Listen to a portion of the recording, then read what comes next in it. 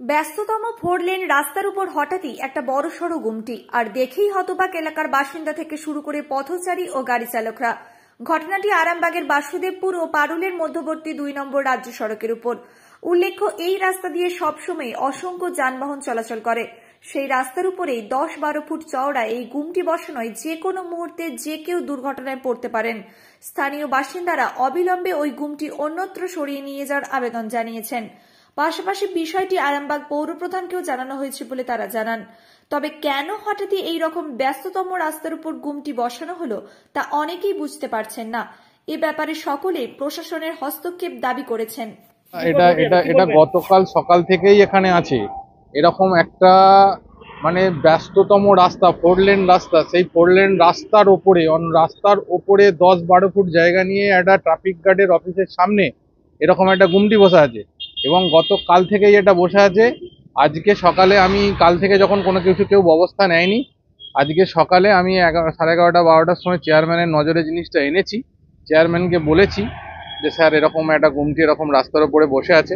কাউন্সিলরের মারফত চেয়ারম্যানের কাছে গিয়ে চেয়ারম্যানকে বলেছি, চেয়ারম্যান যথোপযুক্ত ব্যবস্থা নেবে বলেছে। দেখি চেয়ারম্যান কি করে, কারণ এটা খুব ব্যস্ততম রাস্তা, যে কোনো সময় দুর্ঘটনা ঘটতে পারে। সামনে এসডিপিও অফিস আছে, এখানে ট্রাফিক গার্ডের অফিস আছে, সামনে পুলিশ স্টেশন আছে।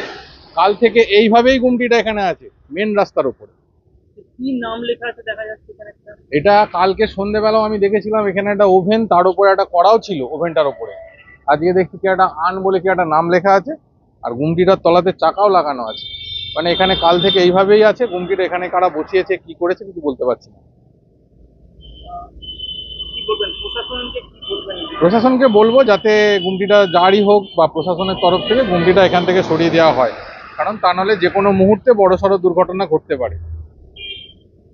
ট্রাফিক গার্ডের অফিসের পাশে যে এটা লাগানো আছে, এটা কি মনে হচ্ছে কিসের দোকান হতে পারে? এটা তো আমার মনে হচ্ছে যে কোনো, কালকে যেটা দেখেছিলাম আমার ধারণা হয়েছিল কোনো হয়তো ফাস্ট ফুডের দোকান হতে পারে, কারণ কালকে একটা ওভেন ছিল, তার উপরে একটা তাওয়া রাখা ছিল বড়। মনে হয়েছিল যেন কোনো ফাস্ট ফুডের দোকান এটা হতে পারে। আর ট্রাফিক গার্ডের অফিসের সামনে হচ্ছে, ট্রাফিক পুলিশকেও বলবো, সার্জেন্টকেও বলবো একটু নজর দিতে, যেহেতু রাস্তার ঘাটে গাড়ি রাখলে তারা অসুবিধা করছে। আর এরকম একটা ব্যস্ততম রাস্তার উপরে 12 ফুট রাস্তা, 4 লেনের ওপরে রাস্তার ওপরে এটা আছে। যেহেতু আমার নাম রাজীব ঘোষ। এখানে যে দেখা যাচ্ছে একটা গুমটি বসানো আছে, এটা কতটা অসুবিধা হবে আপনাদের? এটা অসুবিধা হবে না, সবারই অসুবিধা হবে। এটা গাড়ির সাইড থেকে একটা মোটরসাইকেল ঢুকে যায় বা লোক চলে আসে, গাড়ি আছে মেন রুটে ঘুরে যাওয়া তো উচিত নয় না। এটা এটা তো একদম কি বলবো, কিছু বলার নেই। এই গুমটিটা এমার্জেন্সি সরানো দরকার। সাইকেল যাচ্ছে, লোক যাচ্ছে, এটা মেন রোড, একটা টোটো আসছে, হ্যাঁ, বাইচা যদি একটা যদি গরুই আসে, যদি দাঁড়িয়ে যায়, পড়ে যাবে, পাশে লোক যেতে পারবে না, পড়ে যাবে, অ্যাক্সিডেন্ট হয়ে যাবে। এরকম করে অ্যাক্সিডেন্টগুলো হচ্ছে। রাস্তা ধারে এটা তোলা দরকার আছে। এগুলো অন্য কথা সরিয়ে দিক আগে, এটা জায়গাটা খালি রোডের গায়ে তো রাখা উচিত নয়। এই রাস্তাটা কোনখানকার রাস্তাটা? এটা হচ্ছে অহলাবাই রোড, এটা আমাদের স্বর্ণবাজার রোডটা বলছে, এটা অহলাবাই রোড। এটা যাচ্ছে তারকেশ্বর, কলকাতা সব, এটা মেন রুট। এটা সব থেকে মেন রুট হচ্ছে এটাই। এই জায়গাটার নাম কি? এই জায়গার নাম হচ্ছে আরামবাগ। এটা আমাদের পান্থশালা যে হোটেল আছে তার পাশে। পারুল, হ্যাঁ পারুলই বলে এটা, পান্থশালা হোটেলের উল্টো দিকে।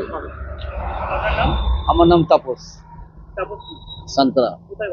আমার বাড়ি এখানে পাশেই। না, অসুবিধা বলতে দেখুন, রাস্তার উপর কালকে ওখানে ছিল, আজকে রাস্তার উপর এসে গেছে, ঠিক আছে। এবারে এইটা কি জন্য হয়েছে না হয়েছে, এবারে দোকান যে লাগিয়েছিল ওনার সাথে কথা বললেই ভালো হবে। না, আমার কোনো অসুবিধা হয় না। এবার অসুবিধা হয় বলতে ভোরের দিকে, রাতের দিকে যারা গাড়ি চালায় তাদের অসুবিধা হয়। হ্যাঁ, অবশ্যই দুর্ঘটনা ঘটতেই পারে, কিন্তু এই নিয়ে তো আমার কিছু বলা তো নাই।